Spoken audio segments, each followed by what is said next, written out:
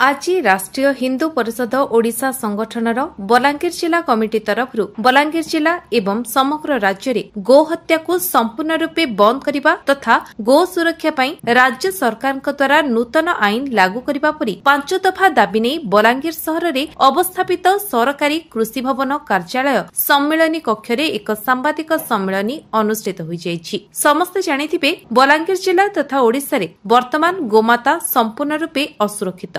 दीर्घदिन धरी आम संगठन तथा विभिन्न हिंदू संगठन एवं गो सेवक भाई मानक तरफ विगत दिनर सरकार को गो सुरक्षा नहीं दाबी उपस्थापन करा जाउथिले सुधा सरकार निदा विष्णु साजी बसिथिले। हिंदू संस्कृति और परंपरा अनुसार गाय को मां रूपे पूजा करा जाए, किंतु दुर्भाग्यर विषय ओडिशा तथा सारा देश में गोमाता को बारंबार हत्या करा जाए बहुल मात्रा रे गो मांस बाहर को रप्तानी करा जाउछि। तत्सहित बेआईन गो चालान बलांगीर जिला तथा राज्य रे वृद्धि पाइछि। विशेषकर बलांगीर सहर तथा राज्य रे बुला गाईगोरु मानक पई आश्रय स्थली नथिबा जोगु प्रत्येक दिन दुर्घटना रे गोमाता माने बहु मात्रा रे मृत्युवरण करुछंती। आपण माने एही गोटिए मास भितरे देखंतु बलांगीर सहर रे विभिन्न स्थान रे दुर्घटना रे 10 रु 12 जन गोमाता मृत्युवरण करिथिबा बेले 10 रु 12 जन गोमातांक अवस्था दुर्घटना रे अत्यंत गुरुतर। प्रत्येक दिन कोठी ना कोठी बेआईन गो चालान हेउछि तो केउठी पुणी गो हत्या करा जाय गोमांस को बिक्री करा जाउछि।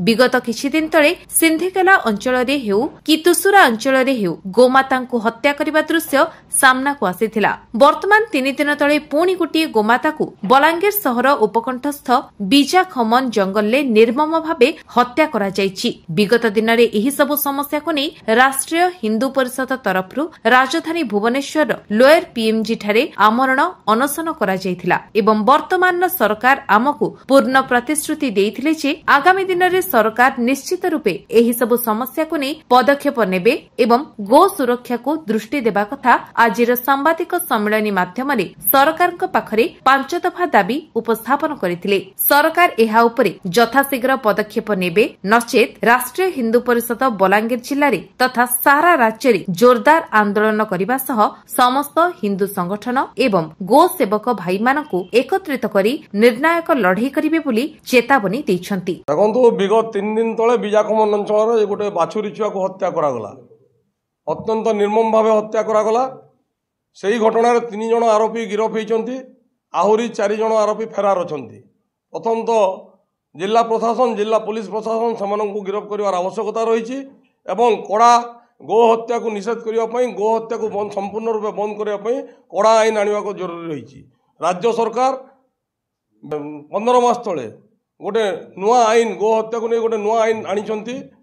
ओडिशा गो हत्या निषेध एवं गो संरक्षण 2024 ताकू यथाशीघ्र राज्य रे विधानसभा रे पारित करिवार आवश्यकता रहिछि एवं राज्य रे लागू करिवार आवश्यकता रहिछि। द्वितीयतः सहरांचल रे बुला गाई गोरु मानक पई आश्रयस्थली निर्माण एवं प्रत्येक ब्लॉक स्तर रे राज्य रे सरकारी गोशाला तैयारी करिवार आवश्यक रहिछि एवं सबुठु बड़ कथा हला गोमाता को राज्यमातार मान्यता देवाई विभिन्न विगत दिन रे बहुत थर दाबी आसी सरकार ताको भ्रुक्षेप करूना।